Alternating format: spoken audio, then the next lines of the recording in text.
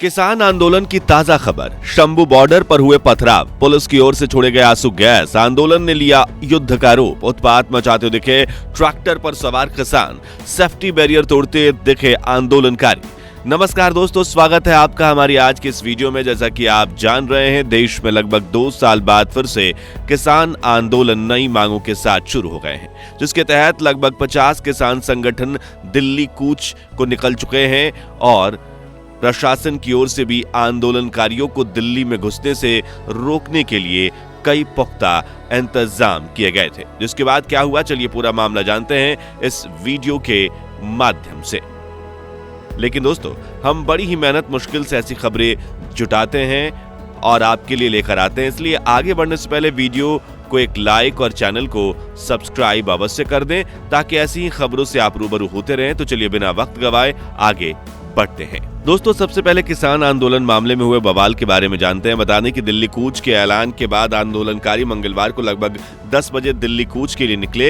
इससे पहले दप्पर लहरी लालूडू में चंडीगढ़ अंबाला नेशनल हाईवे के समीप श्री गुरुद्वारा साहिब के बाहर कई किसान नेता अपने ट्रैक्टरों के साथ एकत्रित हुए।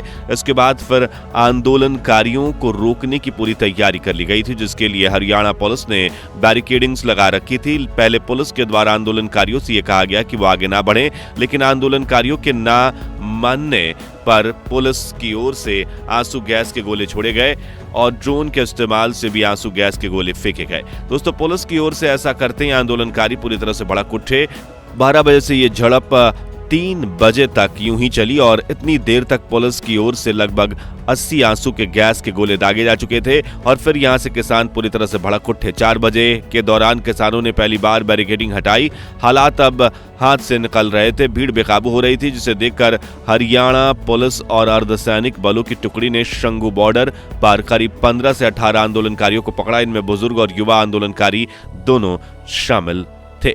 आंदोलनकारियों की ओर से पुलिस पर पथराव भी किए गए। पूरा मामला मानो जैसे युद्ध भूमि में तब्दील हो गया हो। आपको बता दें कि शंभू बॉर्डर पर शाम 5 बजे के करीब 2500 किसान डटे हुए थे। बैरिकेडिंग्स तोड़ने के लिए आंदोलनकारी ट्रैक्टर ट्रॉली सहित बैरिकेडिंग्स से भिड़ रहे थे।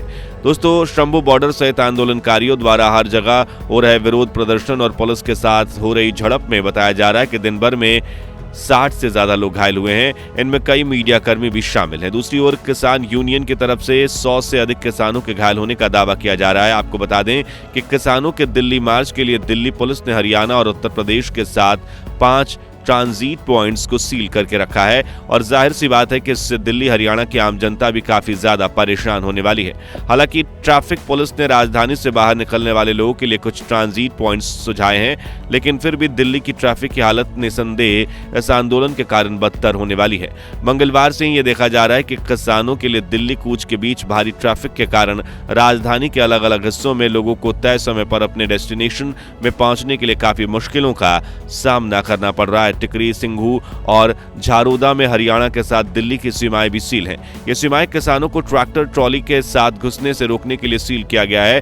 किसानों को रोकने के लिए एंट्री एग्जिट पॉइंट्स पर भी बैरिकेड्स, लोहे की कीलें और कंक्रीट के बैरिकेड्स भी लगाए गए हैं। रही बात आम लोगों के दिल्ली से बाहर निकलने की, तो ट्रैफिक पुलिस के सुझाव के अनुसार यात्रियों को दिल्ली से बाहर निकलने के लिए पियाऊ, मनियारी, साफियाबाद, लोनी, औचंदी और जोंती के ट्रांजिट पॉइंट्स के जरिए बाहर निकालने की व्यवस्था है।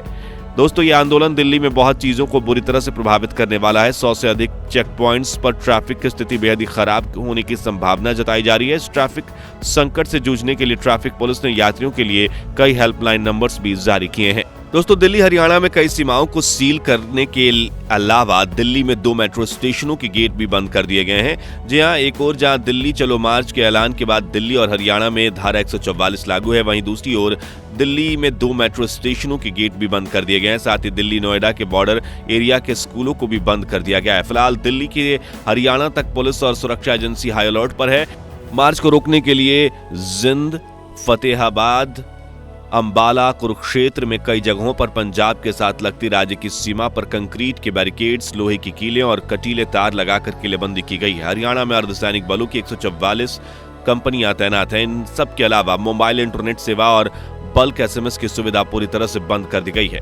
दोस्तों बता दें कि आंदोलन शुरू होने से पहले किसान नेताओं की बैठक केंद्रीय नेताओं के संग हुई थी, जिसके बाद किसान नेताओं ने मीडिया से यह कहा था कि सरकार ने हमारी किसी भी मांग पर ठोस आश्वासन नहीं दिया और इसलिए उन्होंने उन मांगों की पूर्ति के लिए आंदोलन का ऐलान किया है। उन्होंने साथ ही ये भी कहा कि इन मांगों में कई मांगों पर पिछली बार सरकार ने सहमति जताई थी, लेकिन उस पर फैसला अब तक नहीं लिया गया है। कुल मिलाकर उन्होंने तय किया है कि सोमवार रात को केंद्रीय नेताओं संग हुई बैठक में उन्हें कुछ भी हासिल नहीं हुआ। हालांकि सरकार ने उन्हें कुछ प्रस्ताव भी दिए हैं जिन पर वो विचार करेंगे, लेकिन साथ ही किसान नेताओं ने ये भी कहा है कि उनका दिल्ली कूच जारी रहेगा। बता दें कि किसान नेताओं संग हुए इस बैठक में केंद्र की ओर से पीयूष गोयल और अर्जुन मुंडा मौजूद थे। दोस्तों कुल मिलाकर दिल्ली फिलहाल इस आंदोलन से त्रस्त है और दिल्ली पूरी तरह से किले में तब्दील है। भारी ट्रैफिक जाम के साथ कई मेट्रो स्टेशन के कुछ गेट्स बंद किए गए हैं। सीमाओं पर लगातार ड्रोन से निगरानी रखी जा रही है। शंभू बॉर्डर पर प्रदर्शनकारियों की ओर से मचाए गए उत्पात के कारण कई प्रदर्शनकारियों को हिरासत में भी ले लिया गया है। वहीं खबर यह भी आ रही है कि राकेश टिकैत ने किसानों के इस दिल्ली कूच का समर्थन किया है। साथ ही उन्होंने सरकार को चेतावनी भी दी है कि वो प्रदर्शनकारी किसानों से बातचीत कर। अर्जुन मुंडा ने कहा है कि सरकार को हर पल की जानकारी मिल रही है, कई लोग माहौल खराब करने की कोशिश कर सकते हैं। अर्जुन मुंडा ने किसानों से यह आग्रह किया कि वो माहौल खराब करने वाले लोगों से सावधान रहे। भारत सरकार किसानों के कल्याण के लिए प्रतिबद्ध है। दोस्तों जहां दिल्ली में ट्रैफिक जाम और मेट्रो स्टेशन के कई गेट्स बंद किए गए हैं, वहीं लाल किले में आम लोगों की एंट्री पर बैन लगा दिया गया है। इस आंदोलन में कालिंदी कुंज के रास्ते पर भी लंबा जाम देखने को मिला है। दिल्ली में पुलिस को प्रदर्शनकारियों को नियंत्रित करने के लिए सख्ती से पेश आने के आदेश मिले हुए हैं। बता दें कि केंद्रीय मंत्री अनुराग ठाकुर ने भी किसान नेताओं से यह अनुरोध किया कि वे सरकार से बातचीत का दौर जारी रखें और आंदोलन को शांतिपूर्ण तरीके से आगे बढ़ाएं, ताकि दिल्ली हरियाणा की आम जनता को कोई परेशानी न झेलनी पड़े। दोस्तों दिल्ली पुलिस की ओर से ट्रैफिक एडवाइजरी में एक अपडेट भी किया गया है। पुलिस इन अपडेट के जरिए आम लोगों से यह कह रही है कि वो सिंघू बॉर्डर की ओर से जाने की कोशिश ना करें, क्योंकि सिंघू बॉर्डर अब जाने योग्य नहीं है। दोस्तों दिल्ली में दोबारा से हुए किसान आंदोलन से फिलहाल ये साफ है कि दिल्ली अभी पूरी तरह से अस्त व्यस्त है। दिल्ली की जनता बेहद ही बुरे दौर से गुजर रही है। वैसे आपके इस आंदोलन को लेकर क्या राय है? आंदोलनकारियों को आंदोलन किस तरीके से करना चाहिए और सरकार को इस आंदोलन और आंदोलनकारियों से किस तरह से डील करना चाहिए? अपने जवाब हमें कमेंट में अवश्य दें। फिलहाल आज की वीडियो में इतना ही। वीडियो को लाइक तथा ज्यादा से ज्यादा शेयर अवश्य करें। मिलते हैं अगली वीडियो के साथ, तब तक के लिए धन्यवाद। जय हिंद, जय भारत।